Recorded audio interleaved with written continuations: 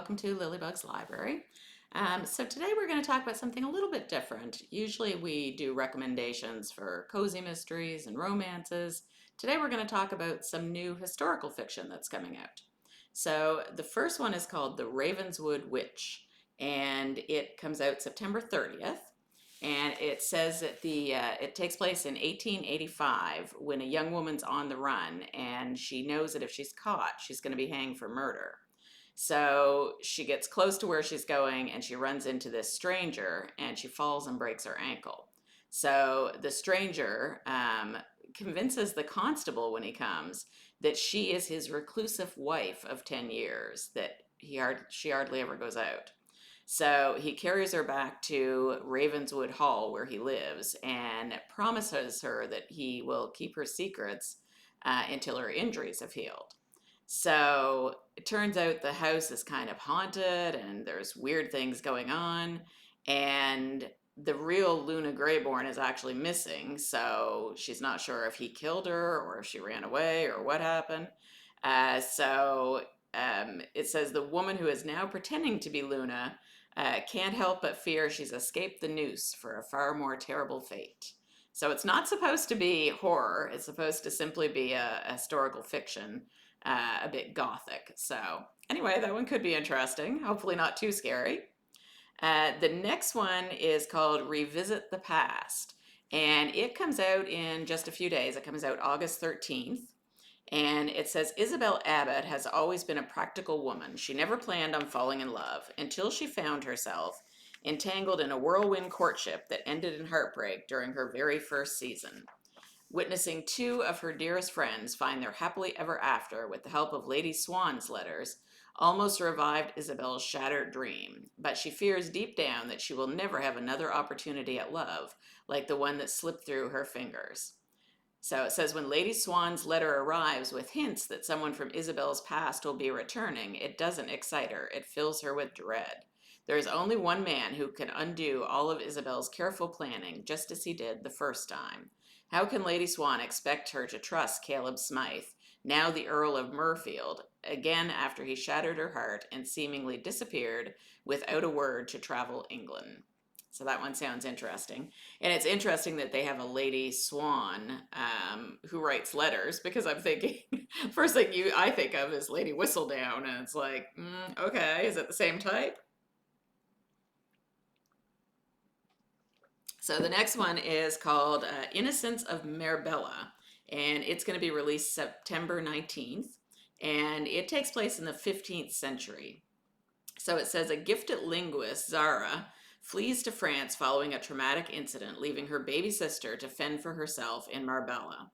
Years later, when a young girl arrives on her doorstep, so begins a divine adventure towards redemption. Gruff and ill-tempered Englishman Stephen Kemp is on the hunt for his abducted niece until corrupt church officials accuse him of sorcery and throw him in prison. While Zara interprets at the trial of historic serial killer Gilles de Rais, the young girl is snatched from her bedchamber. In a desperate rescue attempt, Zara frees Kemp from jail. I'm having such a hard time with this one. Okay. Must be the new lipstick. You all right? Okay, we'll try again. All right. Zara frees Kemp from jail, only to face betrayal as he thrusts her into a deadly inferno. But instead of meeting her end, Zara's story has just begun. So that, again, sounds really good. I don't know how dark some of these will be, but they sound interesting. The next one's called The Radio Hour, and it's released on February 4th of next year. So it says, from the best-selling author of The Nurse's War comes this charming, funny, pointed look at the golden years of radio in post-war Australia. Martha Berry is 50 years old, a spinster, and one of an army of polite and invisible women in 1956 Sydney, who go to work every day and get things done without fuss, fanfare, or reward. Working at the country's national broadcaster, she's seen highly praised talent come and go over the years. But when she is sent to work as a secretary on a brand new radio serial created to follow in the footsteps of Australia's longest running show, Blue Hills, She finds herself at the mercy of an egotistical and erratic young producer without a clue, a conservative broadcaster frightened by the word pregnant, and a motley cast of actors with ideas of their own about their roles in the show. When Martha is forced to step in to rescue the serial from impending cancellation, she ends up secretly ghostwriting scripts for As the Sun Sets, creating mayhem with management and coming up with storylines that resonate with the serial's growing and loyal audience of women listeners. But she can't keep her secret forever, and when she's threatened with exposure, Martha has to decide if she wants to remain in the shadows or finally step into the spotlight. So I think that one sounds really good, and I really love that cover. It totally gives those 1950 vibes, even with the colors that they used and everything. So I really like that. The next one is called The Matter of the Secret Bride, and it comes out Christmas Eve, December 24th, so still got a ways to wait for that one. So it's set in Regency, London, and it features Rosalind Thorne, who's a resourceful young woman with a talent for helping ladies of the I think that's supposed to be of the town, it says of the ton, with their most delicate and pressing predicaments. But now she's faced with a task of royal proportions, literally.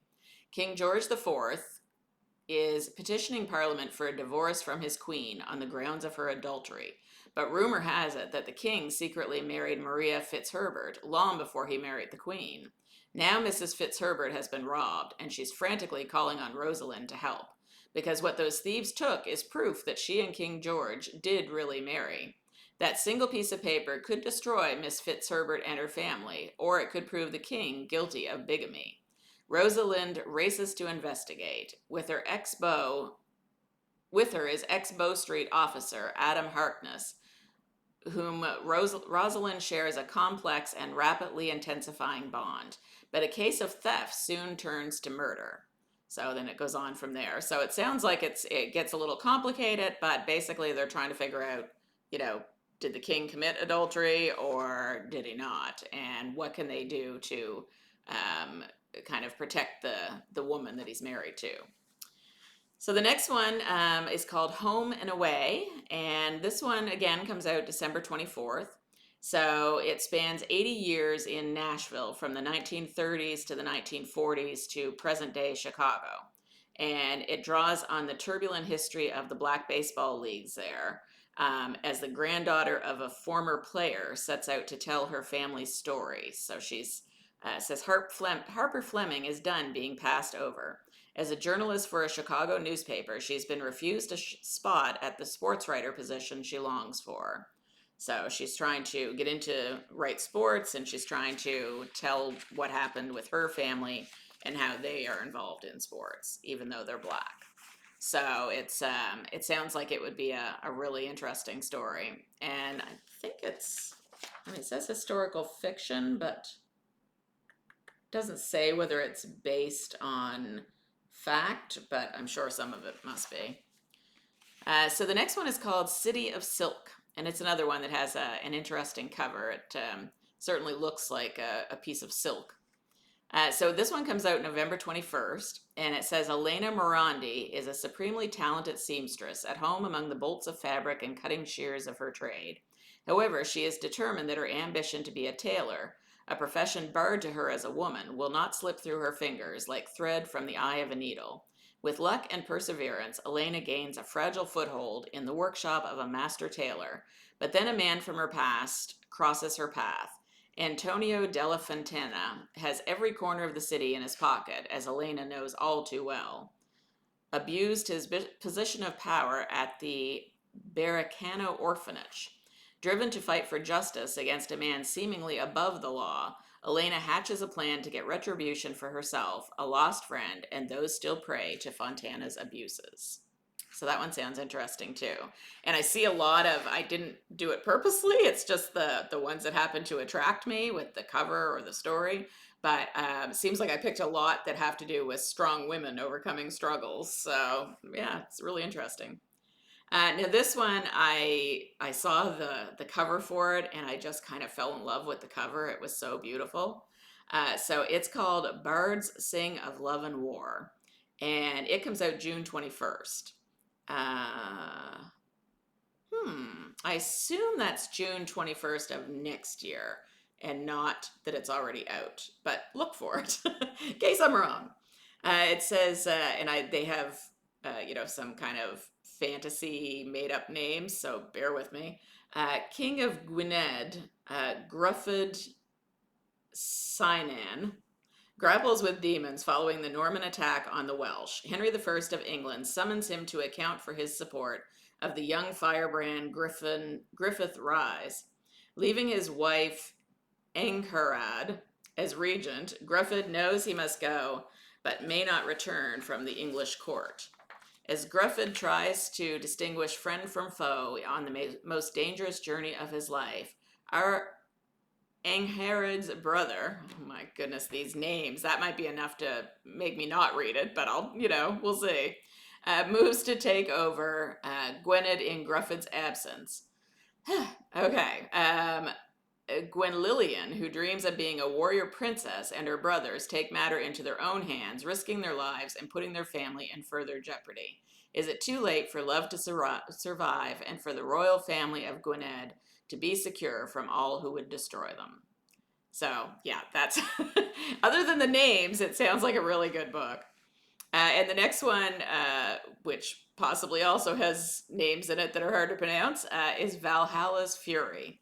And that one comes out September 8th. So it says, King Louis of East Francia, the man who took Sven's son from him almost 20 years ago, has Charles captive and uses him to force Sven to do his bidding and create chaos, raiding his brother's kingdom of West Francia. The long-awaited meeting of Charles and his mother, Abbess Hildegard, is not what Charles dreamed it would be, and soon it becomes clear that Charles is in even more danger.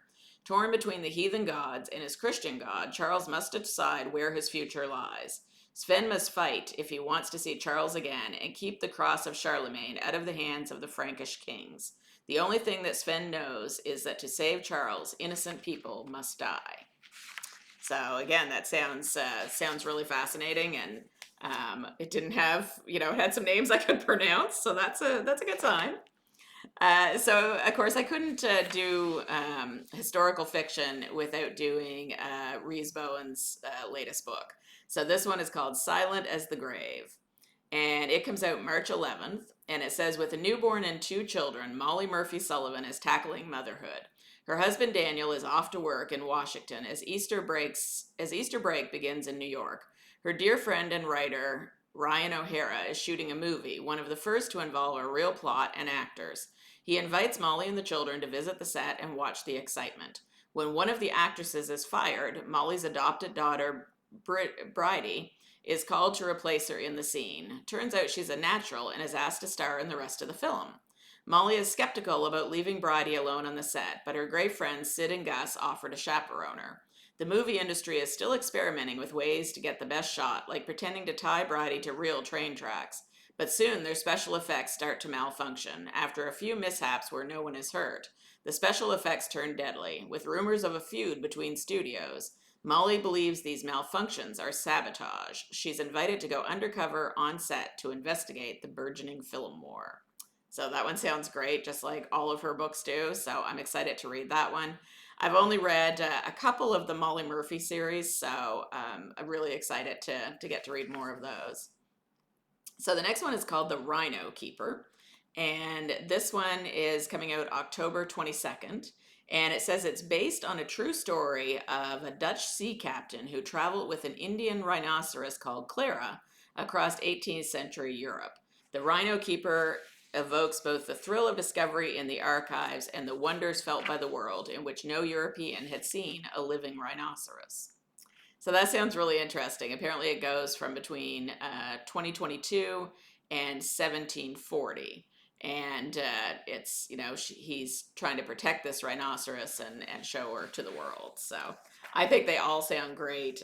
Like I said, some more than others. I'm a little iffy about some, but you never know until you start to read it. Sometimes it sounds like it's going to be too dark or scary, and it's not. And sometimes, it seems like it's fine, and then all of a sudden, something happens. So you just never know. So I did want to show you my nails. I had promised a little backstory, because I had promised myself I was going to get my nails done. I'm on long-term disability now, and so it's only 35% of my income, which is not very much, as I'm sure anybody who's on disability understands. And before everything kind of dropped off, I had promised myself I was going to get my nails done as a kind of a gift to myself for the last few months, because it's been a challenge trying to um, fill out all the paperwork and see doctors and specialists, and it's been a lot. So I did go today and ended up getting my nails done. See if I can get them up close enough. You can see them here. I don't know how well we can see them. Yeah. So there is ladybugs on my thumbs and one finger. And anyway, I thought they turned out really sweet, and I was, very happy with it. So if you happen to be in this area, I'm going to put the name of the lovely lady who did it for me. I've got her card, so I'll put her name and how to reach her. She also has like a Instagram and all those things. So anyway, I had a really good time, and glad to get those done. And it's those nice gel nails, so they don't come off quickly, which is always good, because those things are always a bit pricey. So it's nice when they last a long time. So anyway, in honor of the channel, I decided to do a couple of ladybugs on there. So that was my excitement this morning. It is, when I came in, it was starting to rain a little bit. So I think I'm in for the day now. So hope everybody has a great day, and hope you found something interesting. Let me know in the comments below if there's one of the historical fiction ones that you thought sounded really good. All right, talk to you soon, friends. Bye-bye.